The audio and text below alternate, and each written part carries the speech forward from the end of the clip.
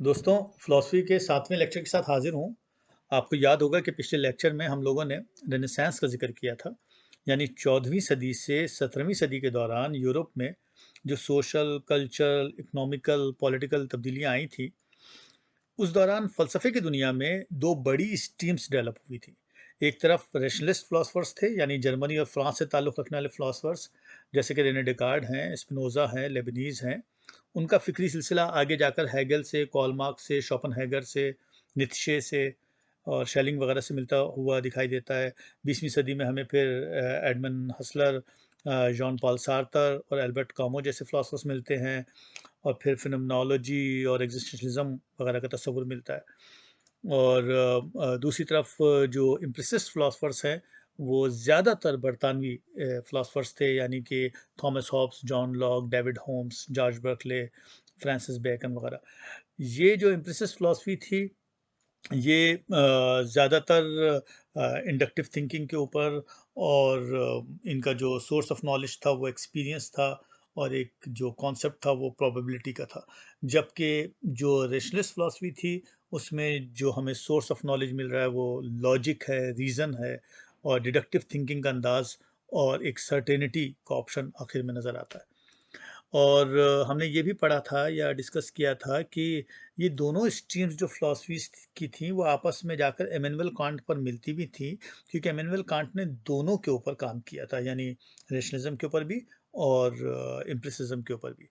और फिर उसके बाद इमैनुअल कांट के बाद फ़िलॉसफ़ी हमें मग़रबी फ़िलॉसफ़ी आसानी से 2 लाइनों में तक़सीम होती हुई दिखाई देती है, एनालिटिकल फ़िलॉसफ़ी और कॉन्टिनेंटल फ़िलॉसफ़ी। अच्छा, फ़िलॉसफ़ी का सिलसिला हमने पहले देखा भी था तारीख़ के हवाले से, एरा के हवाले से भी, कि जो प्री सोक्रेटिक फ़िलॉसफ़ी थी वो हज़रत ईसा से, बल्कि यूँ कर लीजिए सुक़रात की पैदाइश से 500 साल पहले की थी। उसके बाद सोक्रेटिक यानी उस दौर में जो फ़िलॉसफ़ी डिस्कस हुई थी वो ज़्यादातर फ़िज़िक्स के हवाले से थी, जो मटीरियल फ़िलॉसफ़ी थी। हालाँकि सोलिस्टिक फ़िलॉसफ़ी भी थी उसमें और उसमें स्केप्टिसिज़्म की बात भी हुई थी। मगर फिर उसके बाद हम सुक़रात के दौर में जब आते हैं तो वहाँ पर हमें प्लेटो हुए, अरस्तू हुए, सुक़रात हों, वो हमें ज़्यादातर एथिक्स पर बात करते हुए, रियलिटी पर, नॉलेज पर, लॉ पर, सोल पर और यूडोमेनिया और गुडनेस वगैरह पर बात करते हुए दिखाई देते हैं। मगर ये दौर जो है वो हज़रत ईसा से 300 साल पहले का है। उसके बाद फिर हम आते हैं मिडेवल फ़िलॉसफ़ी में, तो हमें स्कॉलास्टिक फ़िलॉसफ़ी नज़र आती है, यानी ये हज़रत ईसा की डेथ के 500 साल के बाद, यानी 5वीं से 15वीं सदी के दौरान पूरा 1000 साल का वक़्फ़ा है, जिसमें हमें स्कॉलास्टिक फ़िलॉसफ़ी मिलती है। यानी ये ज़्यादातर रिलीजियस जो फ़िक्र थी, वो फ़िलॉसफ़ी से जोड़ी गई, प्लेटो और अरिस्टो की फ़िलॉसफ़ी से, और एक ज़्यादातर डिवाइन रिवलेशन की बात हुई और फ़ेथ की बात हुई। तो 1000 साल के अरसे में ख़ासा मतलब मज़हबी ज़हन डेवलप हो चुका था मग़रिब का। अब उसके बाद 15वीं सदी आती है, तो एक साइंटिफ़िक टेम्परामेंट डेवलप होता है। इस साइंटिफ़िक टेम्परामेंट की वजह से फ़िलॉसफ़ी का जो मेन मौज़ू है या जो सोर्स ऑफ नॉलेज है वो रीज़न बनता है, यानी रैशनलिज़्म वाली फ़िलॉसफ़ी की बात आती है, यानी एम्पिरिसिस्ट फ़िलॉसफ़ी भी आती है और रैशनलिज़्म भी आती है। लेकिन चूँकि हमारा मौज़ू रैशनलिज़्म का है, तो अब बात होती है लॉजिक की और रीज़न की, यानी रेने डेकार्ट की। रेने डेकार्ट जो हैं, उन्होंने एक तरह से एक कंप्रोमाइज़िंग और एक रिकंसाइलेशन का रास्ता अख्तियार किया बिटवीन द डिवाइन फ़िलॉसफ़ी और जो एक रैशनलिस्ट फ़िलॉसफ़ी थी। वजह उसकी क्या थी? क्योंकि पूरे 1000 साल के अंदर जो चीज़ डेवलप हो गई थी, वो एक तनाव की कैफ़ियत बन गई, क्योंकि 15वीं सदी में फिर साइंस आई, तो बाज़ाब्ता एक ग्रेव किस्म का डिस्टेंस डेवलप हुआ between the divine thinking and between the religious thinking आप कर लीजिए, और दूसरी तरफ साइंस। तो एक साइंस जो थी वो एक कल्चरल इंस्टीट्यूशन की शक्ल में बन रही थी, डेवलप हो रही थी, और कैथोलिक जो डॉगमा था वो रुखसत हो रहा था। तो इस पूरे टेम्परामेंट की वजह से, साइंटिफिक टेम्परामेंट की वजह से, जो फ़िक्र, जो रैशनलिस्ट फ़िक्र जो डेवलप हो रही थी, उसमें कोई भी चीज़ ऐसी नहीं थी कि आप उसको फ़ेस वैल्यू पर कबूल कर लें। यानी बात अब सिर्फ़ और सिर्फ़ नॉलेज के हवाले से हो रही थी, और नॉलेज पर भी बहुत डिटेल में बात हो रही थी कि सोर्स ऑफ नॉलेज या जो भी कंटेंट है नॉलेज का, या फिर लिमिटेशन ऑफ नॉलेज, या फिर नेचर ऑफ नॉलेज।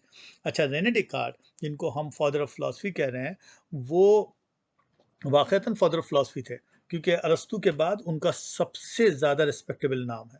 लेकिन रिचर्ड बर्नस्टाइन ने एक बहुत ही इंटरेस्टिंग जुमला रेने डेकार्ट के बारे में कहा था कि वो फ्राइडियन फादर ऑफ फिलोसफर थे। यानी जो फ्राइड के पास से जो बाप का कॉन्सेप्ट मिलता है ना फादर का, वो वैसे ही फिलोसफर साबित हुए, इसलिए कि उनकी फिलॉसफी जो थी वो बहुत कॉन्फ्लिक्ट्स का शिकार रही और अभी तक है। यानी उनकी फिलॉसफी को उनके बाद के फिलोसफर्स ने, यानी उनके बाद जितने भी फिलोसफर्स आए अब तक कॉन्टेम्परेरी दौर तक, उनकी फ़िलॉसफ़ी को निगलना आसान नहीं था क्योंकि एक मुश्किल फ़िलॉसफ़ी थी। और वो एक, यानी उनके बाद जब स्पिनोज़ा आए तो उन्होंने भी जो इनकी जो कार्टेशियन फ़िक्र थी उसके ऊपर, उसके कॉन्फ्लिक्ट्स के ऊपर पर बात की, जो हम अगली किस्त में बात कर लेंगे कि स्पिनोज़ा क्या कह रहे हैं। मगर पहले हम रेने डेकार्ट पे बात कर लेंगे कि रेने डेकार्ट क्या कह रहे हैं, क्योंकि रेने डेकार्ट की फ़िलॉसफ़ी को हम आसानी से कंस्ट्रक्टिव और डिस्ट्रक्टिव 2 हिस्सों में डिवाइड कर सकते हैं। यानी उसका पहला हिस्सा डिस्ट्रक्टिव है। बर्ट्रैंड रसल ने कहा था कि जो डिस्ट्रक्टिव हिस्सा है इट्स मोर इंटरेस्टिंग, कंस्ट्रक्टिव वाला हिस्सा जो है ना उसके ऊपर कई ऑब्जेक्शंस हैं। एनीवे, तो ये एक कॉम्प्रोमाइज़िंग और एक रिकंसाइलेशन वाली बात थी जो रेने डेकार्ट के पास से नज़र आती है। और उनके पास जो जो पहली चीज़ जो है वो रीज़न है, कि वो रीज़न पर बात करते हैं क्योंकि वो समझते हैं कि रीज़न सबसे पहला फिनोमेना है जिसको समझना ज़रूरी है। उसके बाद हमें फिर नॉलेज को अप्रोच करना पड़ेगा और फिर जब हमें नॉलेज समझ में आएगी, यानी नॉलेज के लिए जो उन्होंने पैरामीटर डेवलप किए, उस पैरामीटर के नतीजे में फिर उसके बाद हम देख लेंगे कार्टेशियन फिलॉसफी जो है उनकी, यानी माइंड, बॉडी और गॉड का जो कॉन्सेप्ट है कि किस तरह से वो गॉड की मौजूदगी को प्रूफ करते हैं। किस तरह से इस बात को प्रूफ करते हैं कि गॉड कोई डेविल नहीं है बल्कि एक गुडनेस है। और फिर माइंड और बॉडी का आपस में क्या रब्त है और क्या नहीं है रब्त, उस पर बात करते हैं। अच्छा, रीज़न पर बात कर लेते हैं पहले कि रीज़न रेने डेकार्ट के लिए क्या है। रीज़न वो कहते हैं इज़ अ रैशनल और complex structure which is located in the human mind. वो कह रहे हैं कि रीज़न एक कॉम्प्लेक्स स्ट्रक्चर है जो कि अपना वजूद रखता है, जो दिमाग में होता है। He thinks nothing should be presupposed which is not self evident और इंडिविजुअल। इंडिविजुअल से मुराद क्या है? इंडिविजुअल से मुराद यह है कि knowledge should have a very solid foundation. यानी नॉलेज जो है वो, उसको वो एक साइंस की शक्ल में देख रहे हैं। वो कह रहे हैं कि कोई स्केप्टिसिज्म एक्सेप्टेबल नहीं है। इसीलिए उन्होंने नॉलेज तक पहुंचने के लिए, यानी रीज़न से जब आप नॉलेज तक पहुंचेंगे तो उसके लिए उन्होंने मैथमेटिक्स को शामिल किया। उन्होंने कहा कि मैथमेटिक्स से मिलने वाली जो सर्टेनिटी जो होती है वो किसी भी अमली तरीके से बेहतर होती है, क्योंकि मैथमेटिक्स किसी भी फैक्चुअल वर्ल्ड को कंसीडर ही नहीं करती। रेने डेकार्ट ने एक ऐसी फिलॉसफी बिल्ड करने की कोशिश की जो इंट्यूशन और डिडक्शन बेस्ड हो, बिल्कुल ज्योमेट्री की तरह इम्पेरिशेबल हो। अच्छा, अब उनका मतलब क्या है तो देख लेते हैं पहले कि वो बात क्या क्या कर रहे हैं। बहुत इंपॉर्टेंट है कि हम उन 4 5 6 सत्रों को पहले देख लीजिए। नंबर एक ये कि उन्होंने मेथड ऑफ डाउट डेवलप किया। ठीक है, मेथड ऑफ डाउट से क्या मुराद है? मेथड ऑफ डाउट से मुराद ये है कि एक मैथमेटिकल स्केप्टिसिज्म का होना ज़रूरी है। कि डेकार्ट जो है वो नॉलेज के बारे में बड़े पैक्युलर, वो कह रहे हैं कि जो नॉलेज है वो एब्सोल्युटली यूनिवर्सल हो, वो एब्सोल्युटली सर्टेन हो, वो इंडिविजुअल हो। वो कह रहे हैं कि नॉलेज जो है उसका कॉन्सेप्ट बेइंतहा कॉम्प्रिहेंसिव उनके लिए। वो कह रहे हैं कि नॉलेज तक पहुंचने के लिए सबसे पहले जो पॉइंट होगा नॉलेज का वो सेल्फ एविडेंट हो, और उसके अंदर आप मैथमेटिकली उसको डिडक्ट करें या डिड्यूस करें, और जो भी प्रीपोजिशंस आए उसको बार बार डिडक्ट करें। यानी इसको और आसान लफ्ज़ों में इस तरह से कर लीजिए कि यूनिवर्सल ट्रुथ तक पहुंचने के लिए वो कह रहे हैं कि एक एब्सोल्युटली क्लियर नॉलेज तक पहुंचने के लिए जो पहला स्टेप है वो ये है कि आप हर चीज़ पे डाउट करें, हर चीज़ पे शुबा करें, हर चीज़ को आप ये समझें कि वो गलत है, यकीन ख़त्म कर दें। यानी कोई भी फ़िलॉसफ़ी हो पीछे, चाहे वो सुकरात की फ़िलॉसफ़ी हो या अरस्तू की हो या कोई ईमान हो या कोई अक़ीदा हो या कोई मज़हबी थ्योरी हो, सबको इनकार करें। बिल्कुल पहला आदमी आदम, डिसबिलीव सबसे बड़ी बुनियाद है। वो कह रहे हैं सच्चाई तक पहुंचने के लिए स्क्रैच से शुरू करें सोचना, शुबे की कोई मंजिल ना हो, बिल्कुल हर चीज़ को रिमूव कर दें, जैसे कि किताब भी ना पढ़ें, क्योंकि जो कुछ आप सोच रहे हैं वो एक बुक वर्म की का दिमाग है। तो डेकार्ट कहते हैं कि किताब को भी रिजेक्ट करें, बस नेचर से इनकाउंटर हो जाए और एक इन्नेट किस्म का, जो एक बुनियादी, जो बिल्कुल इन्नेट, जो बिल्कुल नेकेड सच है, जो बिल्कुल आपकी इंटेलिजेंस से आ रहा है, जिंदगी की हर शय को बिल्कुल इन्नेट तरीके से देखें और अपना जेन्युइन रीजन क्रिएट करें। तो इस तरह से उन्होंने कहा कि शक की तमाम मंजिलों से गुजर जाए, हर चीज पे शक करें और उसको चारों तरफ से शक करके चैलेंज करें, हत्ता कि एक स्टार्टिंग पॉइंट आ जाए। एक एब्सोल्युटली सेल्फ एविडेंस ट्रुथ तक पहुंचने के लिए वो कहते हैं कि आप किसी भी चीज को पहले प्रपोज करें, उस पर शक करें, उसको बाद दूसरा प्रपोज करें, पहले वाले से डिडक्ट करें, फिर तीसरा शक प्रोड्यूस करें, उसको दूसरे वाले से डिडक्ट करें, फिर चौथा प्रपोज करें, उसको तीसरे वाले से डिडक्ट करें, हत्ता कि एक वक्त ऐसा है, एक ऐसा एब्सोल्यूट सर्टेन ट्रुथ मिल जाए कि उसके बाद मजीद शुबे की गुंजाइश ना रहे। ये है रेने डिकार्ट की जो एक डिडक्टिव मेथड है to find a universal truth. ये है डिकार्ट की कार्टेशियन अप्रोच कि you have to have a doubt. शुबा पहली मंजिल है, शुबा दूसरी मंजिल है, शुबा तीसरी मंजिल है। डाउट करते करते आप अल्टीमेटली डिडक्ट करते रहें, हत्ता कि हर प्रोपोजिशन को डिडक्ट करें और अल्टीमेटली एक जेन्युइन रियल ट्रूथ पर पहुंच जाए। That's how you come to the knowledge, that's how you come to the knowledge. क्योंकि वो नॉलेज को साइंस की तरह ले रहे हैं, इसमें डाउट की, स्केप्टिसिज्म की, at the end of the day, at the end of the discussion कोई भी शुबा नहीं आना चाहिए। अब जो डोमेन सबसे ज्यादा इंपॉर्टेंट था उनके लिए वो है चैलेंजिंग। वो डोमेन क्या था? वो था माइंड, बॉडी और गॉड का कॉन्सेप्ट। ये जो ऑन्टोलॉजी थी ना रियलिटी की, ये है मुश्किल, क्योंकि इसमें सबसे पहला शुबा जो है, क्योंकि उन्होंने डाउट की बात की, तो शुबा उनकी अपनी जात पर आया कि इंसान के ऊपर, कि वो अपने ऊपर, उन्होंने कहा कि मैं क्या हूं, what is this I, what am I, अपने बारे में। आई आई रियली एग्जिस्ट, क्या मैं एग्जिस्ट करता हूं? तो अब यहां पर बात चूंकि सेल्फ एविडेंट और इंडिविटेबल फर्स्ट प्रिंसिपल की है, तो you have to know what you are. तो अब उनका सबसे पहला शुबा अपनी जात के ऊपर कि what is the only necessary truth which may prove that I exist. मसलन ये बात बिल्कुल ऐसी है कि जैसे अभी आप मुझे स्क्रीन पर देख रहे हैं, तो मैं आपसे कहूं कि हो सकता है आप बुलंद अकबाल साहब को ख्वाब में देख रहे हो, या मैं आपसे कहीं मिलता हूं, मैं कहता हूं हो सकता है कि मैं ख्वाब देख रहा हूं। तो इस बात को रीजन से साबित करें कि क्या हम वाकई एग्जिस्ट करते हैं, क्योंकि हमारी मालूमात जितनी भी है वो कस्टम से आती है, कन्वेंशन से आती है, एग्जाम्पल से आती है, एजप्शन से आती है। हर चीज़ पर हम सिस्टमिकली डाउट प्रोड्यूस कर लेते हैं, हर चीज़ पर कोई भी ऐसी बात आए उस पर डाउट प्रोड्यूस कर लीजिए और फिर स्केप्टिसिज्म के इस पूरे प्रोसेस से गुजर कर साबित कीजिए कि आप वाकई हैं। ये बात उन्होंने अपनी ज़ात पर रख के की थी। उन्होंने किया, उन्होंने कहा कि मैं इस हकीकत पर डाउट कर सकता हूँ, वो अपने कमरे में बैठे हुए थे, कि ये जो मैं जाड़े की सर्द रात में गर्म गाउन पहनकर कमरे में आग के सामने बैठा हुआ हूँ और मेरे हाथों में पेपर्स हैं, हो सकता है अब वो शुबा कर रहे हैं, हो सकता है कि मैं इंसैनिटी की हालत में हूँ, हो सकता है कि मेरा ब्रेन डिसोरिएंटेड हो सकता है कि जिसे मैं असल समझ रहा हूँ वो मैं हूँ ही नहीं, हो सकता है कि मैं स्किज़ोफ्रेनिक हूँ, क्योंकि स्किज़ोफ्रेनिया या साइकोसिस के अंदर लोगों को चीज़ें नज़र आती हैं और वो उन्हें हकीकी समझते हैं, क्योंकि उनके पॉइंट ऑफ व्यू से तो वो सच है। फिर ये भी तो हो सकता है कि मैं सो रहा हूँ, ये भी तो हो सकता है कि मैं ख्वाब में देख रहा हूँ और मैं समझ रहा हूँ कि मैं हकीकत में हूँ। और ये भी मुमकिन है कि कोई खुदा हो जो मुझे ये समझाने की गलती करवा रहा है कि मैं हूँ, या फिर हो सकता है कोई शैतान हो जो मेरे दिमाग पे चढ़ गया हो।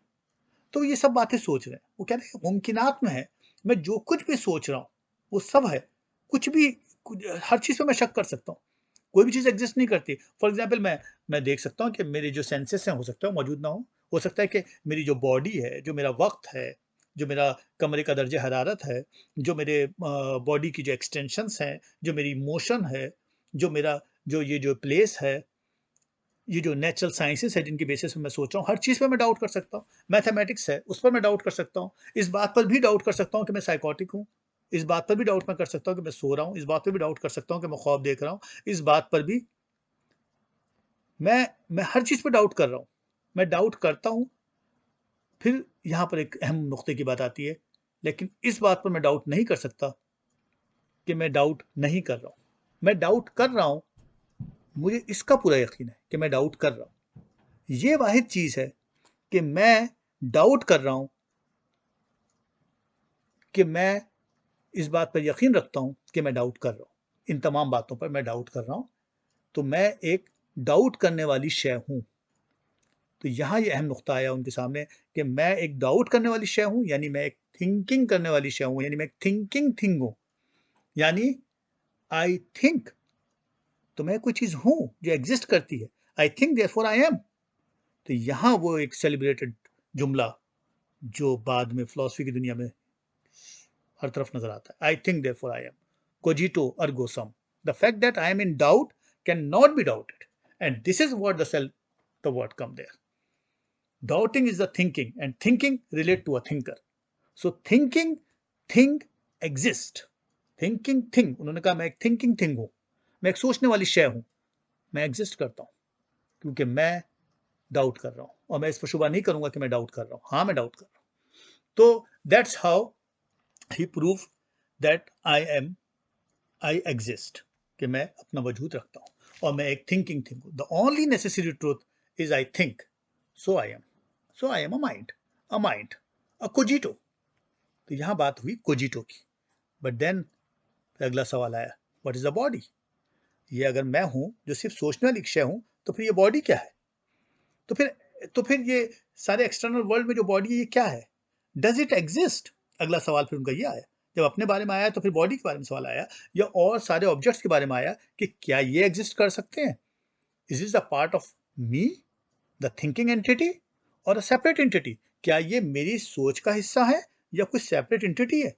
May be only my mind is real, हो सकता है सिर्फ मेरा माइंड ही रियल हो, बाकी जितने भी ऑब्जेक्ट्स हो are merely my my my perception. हो सकता है सिर्फ सिर्फ मेरी परसेप्शन हो, मेरी सोच हो, रियल हो ही ना, एग्जिस्ट करती ही ना हो।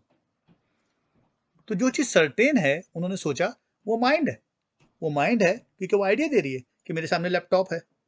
मगर जैसे कि मैंने कहा कि ये माइंड या थिंकिंग जो चीज़ है, अगर मैं इस तरह से सोचने लगूं कि हर चीज़ जो सामने एग्जिस्ट कर रही है, तो वो तो सॉल्पिसिज्म की तरफ चली जाएगी बात। सॉल्पिज्म का मतलब क्या है? सॉल्पिज्म तो ये कहती है कि अगर कोई भी शय एग्जिस्ट करती है तो वो सिर्फ मेरा माइंड है, बाकी तमाम अशिया मेरे माइंड की तख्लीक करदा है। तो तमाम अशिया या बॉडी मेरे माइंड की तख्लीक करदा है, या सिर्फ परसेप्शन है, तो वो सॉल्पिसिज्म है। लेकिन सॉल्पिसिज्म का एक बहुत बड़ा प्रॉब्लम है, और प्रॉब्लम ये है कि अगर आप उसका शिकार हो जाते हैं और आप समझते हैं कि हर चीज़ जो है वो मेरे दिमाग की तख्लीक करता है, वो अपना वजूद नहीं रखती है, तो फिर स्केप्टिसिज्म खत्म हो जाता है, तो फिर फिक्र खत्म हो जाती है, फिर डाउट खत्म हो जाता है, क्योंकि आपने बात तय कर ली कि हर चीज़ मेरे माइंड से पैदा हुई है, वो तो मेरे माइंड की तख्लीक करता है। तो जब वो बात ही खत्म हो गई तो स्केप्टिसिज्म रुक जाएगा। जब स्केप्टिसिज्म रुक जाएगा तो कोजिटो एटर्निटी की तरफ नहीं जाएगा। कोजिटो जो है वो डाउट की पोजीशन में नहीं रहेगा। स्केप्टिसिज्म का प्रोसेस लामुतनाही की तरफ नहीं जाएगा जिसको जाना चाहिए था, ताकि डाउट करें और फिर चीज़ों की रियलिटी तक पहुंचे। जब वो इन्फिनिटी की तरफ नहीं जाएगा तो फिर अल्टीमेटली वो एक डेफिनेट प्लेस पे आके ख़त्म हो जाएगा। जब वो डेफिनेट प्लेस पे आके ख़त्म हो जाएगा तो हर चीज़ ख़त्म हो जाएगी। इंसानी फ़िक्र के तमाम इंटरप्राइजेस ख़त्म हो जाएंगे, तमाम फिलॉसफी, तमाम अदब, तमाम आर्ट, तमाम साइंसेस सब ख़त्म हो जाएंगी, किसी भी शय की कोई मायने नहीं रहेंगे। तो इस सोल्पिज्म को ख़त्म करने के लिए ज़रूरी है कि मेरे ओन माइंड और थॉट की जगह हकीकतें मौजूद हों, वो अपना वजूद साबित करें। To prove the existence of body और external world he took the example. काहे की एग्जाम्पल? उन्होंने एग्जाम्पल ली वैक्स की। उन्होंने क्या किया, उन्होंने वैक्स को जो जो जो हनी से बनता है, टेस्ट, उन्होंने कहा कि जो वैक्स है उसका टेस्ट हनी का है, उसका स्मेल फ्लावर का है, उसका एक सर्टेन कलर है, उसका एक साइज है, उसका एक शेप है, वो सब कुछ है। और फिर जब मैं उसको महसूस करके कह सकता हूँ कि ये वैक्स है, लेकिन जब मैं आग लेकर आता हूँ इसके करीब, या इसको आग के पास लेके जाता हूँ, तो ये इसका इसका टेस्ट वो नहीं रहता जो हनी का है, इसका स्मेल जो है वो फ्लावर का नहीं रहता है, उसका कलर वैसा नहीं रहता जो पहले था, उसका साइज वैसा नहीं रहता, उसकी शेप नहीं रहती, तो उसकी शक्ल बदल जाती है, क्योंकि वो अभी भी वैक्स है। तो अब सवाल ये पैदा होता है कि जो एक्सटर्नल ऑब्जेक्ट है वो माइंड की इंस्पेक्शन के ऊपर डिपेंड कर रहा था, माइंड की परसेप्शन में डिपेंड कर रहा था, तो क्या वो मौजूद था? तो इसका मतलब है कि सिर्फ परसेप्शन मौजूद थी, इसका मतलब सिर्फ इंस्पेक्शन मौजूद थी। तो इंस्पेक्शन और परसेप्शन जो है वो रियलिटी को रियलाइज नहीं करवा सकती। The perception of wax is not a vision, touch और imagination, it was just a inspection of my mind. It means perception is not the point of existence. वो पॉइंट ऑफ एग्जिस्टेंस था ही नहीं। तब यहां से बात जो हुई वो ये हुई कि perception does not mean that there are objects in the world. Perception पर आप बिलीव नहीं कर सकते। जस्ट बिकॉज आई परसीव, अगर मैं सिर्फ परसीव करता हूं, I can not be sure of them. I may be dreaming, हो सकता है मैं ड्रीम कर रहा हूं, हो सकता है कि मेरा ख्याल में हो ये चीज़, क्योंकि वो चीज़ जो है वो परसेप्शन के ऊपर आ रही है। तो परसेप्शन पे बिलीव नहीं किया जा सकता, सेंसेस पे बिलीव नहीं किया जा सकता। हो सकता है कि कोई उनके ख्याल में ये भी बात आई, हो सकता है कि मैं ख्वाब देख रहा हूँ, हो सकता है कि कोई कोई खुदा हो जो डिसीव कर रहा हूँ। अब डिसीविंग का लफ्ज़ जब आया तो इसका मतलब ये कि हो सकता है कि खुद डिसीविंग का मतलब ये कि वो आपको एक एक ऐसी चीज़ से बिलीव करने के लिए कह रहा है जो अपना वजूद नहीं रखती है। तो अब सवाल ये पैदा होता है कि क्या खुदा डिसीवर हो सकता है? खुदा is not a deceiver, God is not a deceiver, क्योंकि वो मजहबी जहन था उनका। उन्होंने कहा I can be certain of them only if I can prove. अब यहां उन्होंने कहा मैं प्रूव करूं that God is not a deceiver. खुदा ने मुझे ऐसा कोई ख्याल नहीं दिया जिससे मैं एक ऐसी चीज बिलीव कर लूं जो अपनी एग्जिस्टेंस नहीं रखती। तो अब डेकार्ट जो है वो एक नए जगह चले गए। यानी अब वो पहले उन्होंने माइंड को प्रूफ किया क्या मैं थिंकिंग थिंग। अब उनके लिए ज़रूरी था कि अगर मैं एक्सटर्नल ऑब्जेक्ट को प्रूफ करूं तो उसके लिए ज़रूरी है कि मैं खुदा को पहले प्रूफ करूं, कि मैं खुदा की एग्जिस्टेंस को प्रूफ करूं, खुदा की जो बेनोवेलेंट उसकी शक्ल है उसको प्रूफ करूं। मैं इसको प्रूफ करूं कि वो डायमंड नहीं है, वो डिसीव नहीं कर रहा है, वो कोई फॉल्स आइडिया या फॉल्स चीज़ के ऊपर बिलीव करने को नहीं कह रहा। तो अब एक नया मरहला उनके पास आया कि वो खुदा की सर्टेनिटी को प्रूफ करें। अब ये जो खुदा की सर्टेनिटी को प्रूफ करने जा रहे हैं ये मुख्तलिफ है। ये वो नहीं है जो उनसे पहले के फिलोसफर्स ने प्रूव किया था। यानी क्लासिकल और रेनेसांस के दौर के अंदर सेंट एनिज्म, सेंट थॉमस और रेशनल डिडक्टिव आर्गूमेंट्स चले हैं खुदा की मौजूदगी के ऊपर उनसे पहले, या एक्सियोम्स के हवाले से बात चली है कि साहब एक सेल्फ एविडेंट ट्रूथ है, या सेंट थॉमस ने बात की है। कॉस्मोलॉजिकल आर्गूमेंट्स आया खुदा के हवाले से, या ये आया कि साहब फर्स्ट कॉज की थ्योरी आई खुदा के हवाले से प्लूटो के पास से, या फिर आर्गूमेंट्स फ्रॉम डिज़ाइन आया। ये सारी फिलॉसफी जो थी मुख्तलिफ थी, लेकिन रेने डिकार्ट के पास ये बात और रीज़न से आई है। इनके पास गॉड की एग्जिस्टेंस जो है वो उसको प्रूफ करने की रीज़न है, लॉजिक है। वो बॉडी, माइंड और गॉड के तस्वुर के अंदर से खुदा को ढूंढ रहे हैं, क्योंकि अगर खुदा को मैं ढूंढ लूंगा, अगर खुदा की एग्जिस्टेंस को मैं प्रूफ कर लूंगा तो मैं एक्सटर्नल ऑब्जेक्ट की प्रेजेंस को प्रूफ कर दूंगा। तो खुदा की प्रेजेंस को प्रूफ करने से पहले उन्होंने कहा कि मुझे सबसे पहले आइडिया को प्रूफ करना पड़ेगा कि आइडिया क्या है। क्योंकि माइंड के अंदर जो चीज़ अब तक उनके, क्योंकि अब और चीज़ों के बारे में वो कुछ कह नहीं सकते थे, क्योंकि वो जो भी खुदा की मौजूदगी का तस्वुर उनसे पहले से आया था, अगर वो चाहें तो पहले से ले लें, लेकिन वो तो पहले ही वो मना कर चुके। वो कह रहे हैं कि मैं स्क्रैच से शुरू कर रहा हूँ। वो किसी भी तस्वुर को, क्योंकि वो एक्सटर्नल ऑब्जेक्ट को ही अभी तक उन्होंने एक्सेप्ट नहीं किया, तो वो खुदा के तस्वुर को भी अभी वो पीछे दिए हुए जो तस्वुरात थे खुदा के, जैसे कि मैंने जिक्र किया, उसको वो एक्सेप्ट नहीं कर सकते, वो उस पोजीशन में नहीं थे।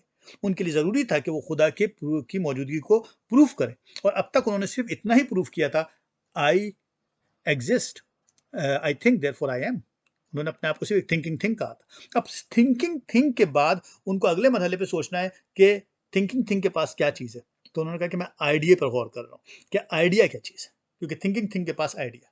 तो उन्होंने कहा कि आइडिया क्या चीज़ है, पहले तो ये देख लिया जाए आइडिया होता क्या है। आइडिया और आइडिया ऑफ समथिंग, एक ख्याल है किसी चीज़ का। आइडिया जो थिंकिंग थिंग के पास है, idea refer to the object, idea represent the object. Idea किसी भी चीज़ के ऑब्जेक्ट के बारे में कहता है। तो आइडिया एक एक्चुअली ऑब्जेक्टिव रियलिटी है उन्होंने कहा, क्योंकि आइडिया किसी ऑब्जेक्ट के बारे में कहता है, आइडिया किसी ऑब्जेक्ट को रिप्रेजेंट करता है, तो आइडिया एक ऑब्जेक्टिव रियलिटी है। फिर उन्होंने बताया कि आइडिया गॉड के बारे में भी हो सकता है, लेकिन उससे पहले उन्होंने कहा कि आइडिया जो है वो इन जनरल 3 हिस्सों में तकसीम किया जा सकता है। उन्होंने कहा कि आइडिया जो है वो या तो इनेट होता है, या फैक्टिशियस होता है, या एडवेंटिशियस होता है। अब यहाँ पर उन्होंने आइडिया को पहले एक्सप्लेन किया, उसके बाद फिर वो गॉड को प्रूफ करने के लिए गए।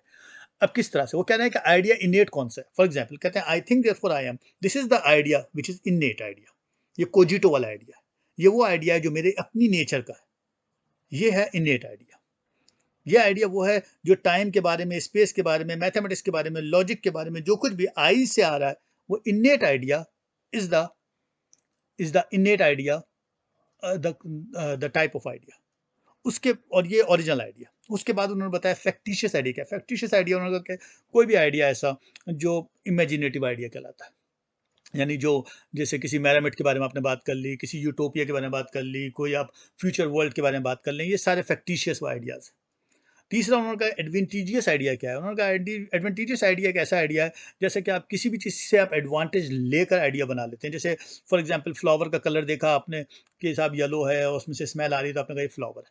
तो जो एडवेंटिजियस आइडिया होता है उसमें आप किसी चीज़ की नॉइज सुन लिया आपने, आवाज़ आ रही है, आपने उससे एक आइडिया बना लिया, तो ये एडवेंटिजियस आइडिया होता है। तो उन्होंने कहा एक फैक्टिशियस आइडिया है, एक एडवेंटिजियस आइडिया है, एक इनेट आइडिया है। इनेट idea is the most natural idea. उन्होंने कहा जो गॉड का आइडिया जो मुझे आ रहा है, वो गॉड का आइडिया जो जो जो आई थिंक देयरफॉर आई एम, तो मैं जो गॉड के आइडिया के बारे में सोचता हूँ तो मुझे अंदाजा होता है कि गॉड का आइडिया ना तो फैक्टिशियस है ना एडवेंटिजियस है। ना तो फैक्टिशियस है और ना ही एडवेंटिजियस है। फिर उन्होंने कहा गॉड का आइडिया मेरे पास आ क्या रहा है। अब वो कह रहे हैं गॉड का आइडिया क्या आ रहा है। गॉड का आइडिया उनके पास जो आ रहा है वो एक ऐसा आइडिया है कि गॉड एक ऐसा एग्जिस्टेंट सब्सटेंस है जिसके पास सारी पॉजिटिव क्वालिटीज है। ये उनके पास आइडिया है जो आया उनके पास। ये आइडिया उनके पास एक आइडिया, उनको नेचुरल आइडिया जो उनके पास फर्स्ट आइडिया गॉड का उनके पास आया कि एक ऐसी एग्जिस्टिंग सब्सटेंस जिसके पास सारी पॉजिटिव क्वालिटीज है, फुलेस्ट डिग्री के साथ है रियलिटी की। वो एक इन्फिनिट परफेक्ट बीइंग है। एक खुदा के पास तमाम खूबियां हैं, लामुतनाही, जितनी भी खूबियां हैं सब लामुतनाही, चाहे वो गुडनेस हो, चाहे वो नॉलेज हो, चाहे वो पावर हो, चाहे वो ड्यूरेशन हो, हर चीज इन्फिनिट है। खुदा एक ऐसी इन्फिनिट क्रिएचर है, एक ऐसा इन्फिनिट सब्सटेंस है।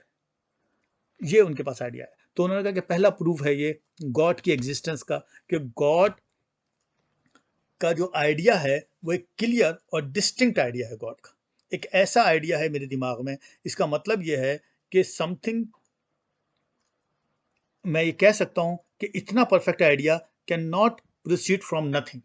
वो नथिंग से नहीं आ सकता, बल्कि वो आइडिया एक ऐसी जगह से आ सकता है जो उससे बेहतर हो।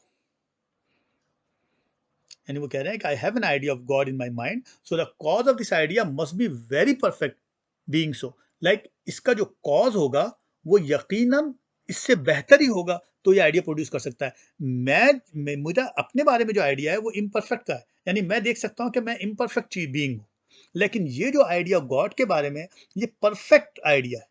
ये एक इन्फिनिट किस्म की शय का आइडिया है, और ये आइडिया मेरा आइडिया नहीं हो सकता, क्योंकि एक लेस परफेक्ट चीज एक परफेक्ट चीज का आइडिया नहीं दे सकती। तो उन्होंने कहा God who is perfect must be the cause of my idea of God as a perfect substance. ये एज्यूम किया उन्होंने कहा कि ये आइडिया हो ना हो, ये the idea of God native जरूर है मेरे माइंड में, लेकिन ये आइडिया जो है, ये जो आ रहा है जिस गॉड के पास से, वो उससे ज्यादा परफेक्ट है, तभी ये आइडिया आएगा। तो ये पहला प्रूफ है गॉड की प्रेजेंस का, वो कहते हैं। उसके बाद वो कहते हैं दूसरा प्रूफ क्या है। वो कहते हैं कि दूसरा प्रूफ ये है कि मैं जो हूं इस आइडिया की एग्जिस्टेंस का सबब नहीं हो सकता। ये बात तो हो गई। मैं खुद को भी क्रिएट नहीं कर सकता। I have an idea of perfection and I have had created myself. I should have made myself perfect and I should be able to preserve myself. यानी कहने का मतलब उनका ये है कि मैं अपने आप को, अगर अगर जो आइडिया मेरे अपने बारे में है, अगर मैं अपने आप को पैदा करता या मेरा आइडिया अपने मेरे बारे में आता, तो यकीनन ज़्यादा मेरी एग्जिस्टेंस के लिए होता, मेरे मेरे मेरे प्रिजर्व करने के लिए होता। लेकिन ऐसा आइडिया नहीं आया, ऐसा आइडिया नहीं आया। गॉड जो है is the possible cause of my existence, क्योंकि उसने मुझे इम्परफेक्ट बनाया। क्योंकि अगर ये आइडिया मेरे पास से आता तो मैं अपने आप को परफेक्ट बना लेता, और मैंने अपने आप को परफेक्ट नहीं बनाया। मैंने अपने आप को को प्रिजर्व नहीं कर पाया। मैं एक डेफिनेट चीज हूँ, इनडेफिनेट चीज नहीं हूँ। मेरी ड्यूरेशन लिमिटेड है, मेरी हर चीज लिमिटेड है। अगर ये चीज मेरे कंट्रोल में होती तो मैं यकीनन खुद को परफेक्ट बना लेता। तो इसका मतलब ये कि मुझको बनाने वाला जो आइडिया है वो गॉड का आइडिया है। वो मेरा आइडिया नहीं हो सकता, क्योंकि अगर मेरा आइडिया होता तो मैं अपने आप को प्रिजर्व कर लेता, मैं अपने आप को इंडेफिनिट कर लेता, मैं अपने आप को गॉड जैसा कर लेता, मैं परफेक्ट कर लेता, लेकिन मैं नहीं कर पाया। तो इसका मतलब ये कि मेरे पास जो आइडिया आया है, वो मुझे बनाने का जो आइडिया है वो किसी गॉड से ही आया। तो इस तरह से उन्होंने सेकंड प्रूफ दिया कि इसका मतलब है कि गॉड एग्जिस्ट करता है। इसी तरह से फिर वो तीसरे आइडिया की तरफ जाते हैं और वो कहते हैं कि जितनी डिस्टिंक्ट प्रॉपर्टीज हमें गॉड के आइडिया की मिलती है वो ट्रूली उससे बिलोंग करती है, क्योंकि जो चीज और वो चीज मुसलसल है और उसका होना उसकी मौजूदगी को साबित करता है। अगर वो एग्जिस्टेंस जो है, जो गॉड की एग्जिस्टेंस है, जो मौजूदगी है, वो परफेक्ट ना होती तो वो एग्जिस्ट नहीं करता, वो एग्जिस्ट नहीं करता। The clear and distinct idea of a perfect being include the perfection of existence, वो कह रहे हैं। यानी परफेक्शन ऑफ एग्जिस्टेंस जब भी मुमकिन है जब वो मुकम्मल हो। अगर वो इम्परफेक्ट होगी तो वो तो एग्जिस्टेंस खत्म हो जाएगी। तो existence itself is a perfection. तो कह रहे हैं वो कि ये तीसरा प्रूफ है कि इफ गॉड लेक्ड एग्जिस्टेंस, अगर अगर गॉड जो है उसकी एग्जिस्टेंस नहीं हो पाती, he would be less than perfect. चूंकि वो एग्जिस्ट कर रहा है इसका मतलब यह है कि परफेक्ट है। तो परफेक्शन इंक्लूड एग्जिस्टेंस। परफेक्शन का मतलब क्या है कि वो एग्जिस्टेंस है। Actually perfection is the existence, therefore God exist. अगर ऐसा नहीं होता तो गॉड एग्जिस्ट ही नहीं करता। तो इस तरह से उन्होंने तीसरी बात की कि साहब गॉड एग्जिस्ट करता है। और इसी इन तीनों बातों से ये बात भी साबित होती है कि गॉड डिसीवर नहीं है। गॉड ने जो आइडियाज़ दिए हैं वो इम्प्रिंटेड हैं, और वो आइडियाज़ जो हैं वो आइडियाज़ नहीं है कि वो एक फॉल्स बिलीफ या फॉल्स एग्जिस्टेंस को की मौजूदगी के ऊपर आप बिलीव कर लें। यानी कोई भी ऑब्जेक्ट जो आपके इर्द गिर्द मौजूद है उसके ऊपर आप बिलीव कर लें। तो इस तरह से उन्होंने गॉड की प्रेजेंस या उसके डेमन ना होने को साबित किया। और फिर उसके बाद वो आगे गए फिजिकल सब्सटेंस के ऊपर कि अब मैं फिजिकल सब्सटेंस की मौजूदगी को साबित करूं।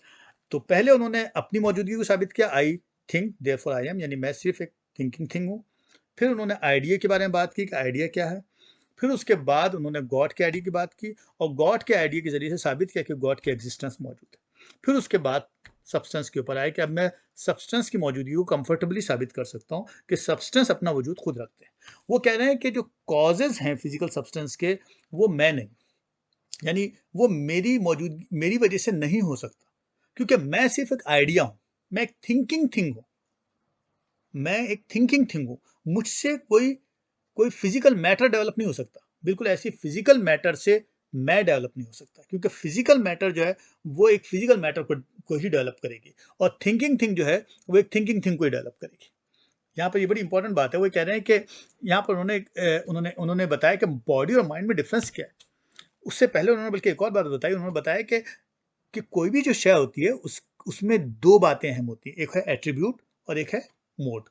एट्रीब्यूट और मोड में क्या फ़र्क है? कोई भी शय जो होती है, कोई भी मटेरियल जो होता है, जिस चीज़ से मिलकर बना हुआ होता है वो उसका एट्रीब्यूट होता है, और जिस चीज़ से वो खुद को मैनिफेस्ट करता है वो उसकी मोड होती है। फॉर एग्जाम्पल माइंड है, तो माइंड जो है वो एक थिंकिंग स्ट्रक्चर से मिलकर बना हुआ है, तो वो उसका एट्रीब्यूट है। लेकिन उसका मोड क्या है? उसका मोड है इमेजिनेशन, आइडिया। तो माइंड से जो चीज़ निकल रही है वो आइडिया है, इमेजिनेशन है, वो उसका मोड है। तो इस तरह से उन्होंने बताया कि मोड और एट्रीब्यूट में फ़र्क होता है। एट्रीब्यूट थिंकिंग मटीरियल माइंड के हवाले से। एट्रीब्यूट यानी मैं क्या हूँ, I am a thinking thing, मैं एक सोचने वाली चीज़ हूँ। तो मैं क्या हूँ, मैं माइंड हूँ। माइंड जो है वो उसके एट्रीब्यूट क्या है, वो थिंकिंग मटीरियल है, और उसमें से जो चीज़ निकल रही है बाहर वो क्या है, वो आइडिया है, वो इमेजिनेशन है? वो क्या है, वो उसका मोड है। बिल्कुल ऐसी जब बॉडी की बात करते हैं तो कहते हैं बॉडी क्या है, यानी फिजिकल बॉडी जो है, बॉडी और जो ऑब्जेक्ट्स हैं बाहर, जो भी बॉडी है उसकी जो एट्रीब्यूट्स क्या है, वो एक्सटेंशन है। वो कह रहे हैं जो बॉडी जो नजर आ रही है आपको वो एक्सटेंशन उसकी जो है, यानी यानी किसी भी शय की जो उसका वेट है, जो उसकी थिकनेस है, जो उसकी विड्थ है, ये उसका एट्रीब्यूट है। और जो उसकी मोड है, मोड उसका कलर है, मोड उसका उस शय का टेस्ट है, उसकी स्मेल है, वो उसकी मैनिफेस्टेशन है। वो चीज़ जिसको आप देख रहे हैं, जिसको देखकर आप पहले फैसला कर रहे थे, वो उसका मोड था, वो उसका एट्रीब्यूट नहीं था। एट्रीब्यूट तो उसका मटीरियल है जिससे वो मिलके बना है। बिल्कुल ऐसे जैसे थिंकिंग थिंग जो है वो मटीरियल है उसकी, माइंड का, और उसका जो मोड है वो आइडिया और इमेजिनेशन है। बिल्कुल ऐसी बॉडी जो है उसका एट्रीब्यूट जो है उसकी एक्सटेंशन है जिससे वो मिलके बनी है, जैसे वेट है, थिकनेस है, विड्थ है। और उसका जो मोड है वो उसका कलर है। जो आपको कलर नजर आ रहा है तो आप कलर देख के फैसला कर रहे हैं कि कप है, लेकिन जब आप इसको तोड़ देंगे तो भी ये कप ही रहेगा, मगर जो चीज़ टूटी है वो उसका एट्रीब्यूट है, वो उसका मटीरियल है। तो इस तरह से उन्होंने डिवाइड किया। उन्होंने कहा कि माइंड और बॉडी जो है उनके दरमियान यही लिंक है, और इस लिंक, अब ये लिंक बहरहाल एक सवाल था, मगर उन्होंने इसको अलग कर किया। उन्होंने कहा जो ड्यूअलिज्म है बॉडी और माइंड के दरमियान वो यही है कि ये दोनों अलग अलग एंटिटी है। वो कह रहे हैं इमेजिनेशन और will are made of thinking, but thinking itself is an attribute और mind itself, like the body, width, thickness, weight, all are attribute to exist, not the color, smell, taste or order. Mind not extend, while body extend. तो body extend करती है, mind exist नहीं करता, extend नहीं करता। इस तरह से उन्होंने माइंड और बॉडी के ड्यूअलिज्म पर बात की। उन्होंने कहा एक सेपरेट एंटिटी है, बॉडी एक सेपरेट चीज़ है, माइंड एक अलग चीज़ है। माइंड जो है वो थिंकिंग एंटिटी है और वो सिर्फ आइडिया क्रिएट कर सकती है, वो सिर्फ इमेज क्रिएट कर सकती है। बॉडी जो है वो एक एक्सटेंडेड मटेरियल है और वो आइडिया और इमेज डेवलप नहीं कर सकती, इसलिए इन दोनों का आपस में रब्त मुमकिन नहीं है। तो उन्होंने इस तरह से एक ड्यूअलिज्म डेवलप किया माइंड और बॉडी के दरमियान। अब उसके बाद उन्होंने गॉड को कहाँ यूज़ किया देख लीजिए आप। अब उन्होंने क्या किया, वो आगे गए, उन्होंने कहा कि ये जो ड्यूअलिज्म है ये बड़ी इंपॉर्टेंट है।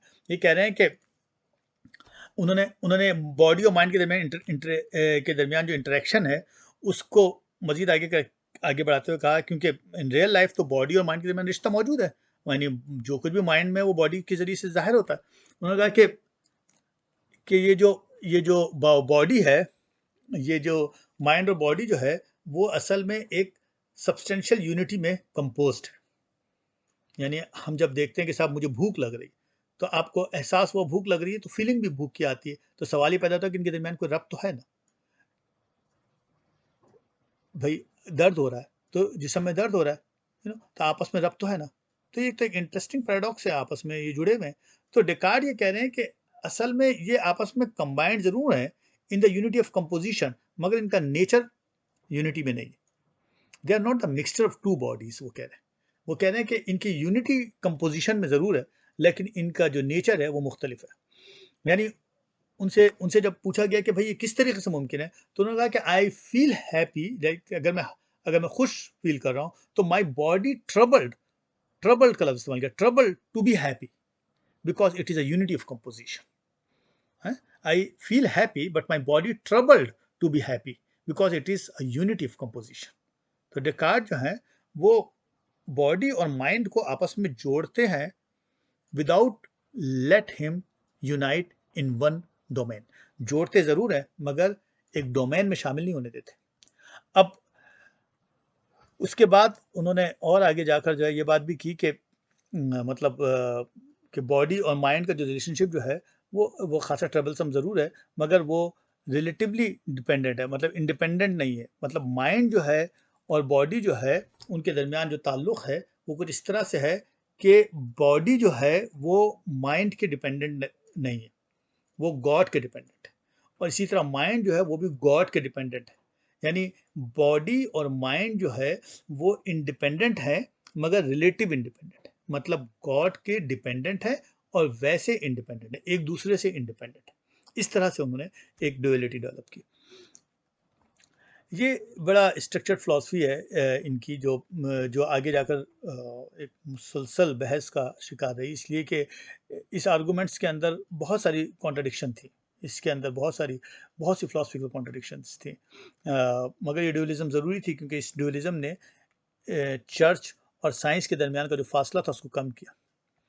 जो एक डिस्टेंस डेवलप हुआ था, जो एनिमिटी डेवलप हुई थी, उसको कम किया। इसीलिए शायद जो इसका इनिशियल हिस्सा जो है, जो कंस्ट्रक्शन वाला पार्ट है, जो डिस्ट्रक्शन वाला पार्ट है, वो ज़्यादा इंटरेस्टिंग है, ज़्यादा फिलोसफर्स को टच करता है। जबकि बाद का जो हिस्सा है जिसमें उन्होंने गॉड, बॉडी और माइंड को जो आपस में यूनाइट करने की कोशिश की है, वो हिस्सा जो है वो थोड़ा एक डिस्कशन और डायलॉग का रीज़न बना रहा। मेरा ख्याल इसको आज हम इतना ही रखते हैं, और अब इसके बाद हम स्पिनोज़ा को बात करेंगे और देखेंगे कि उन्होंने इस बारे में क्या कहा। Thank you.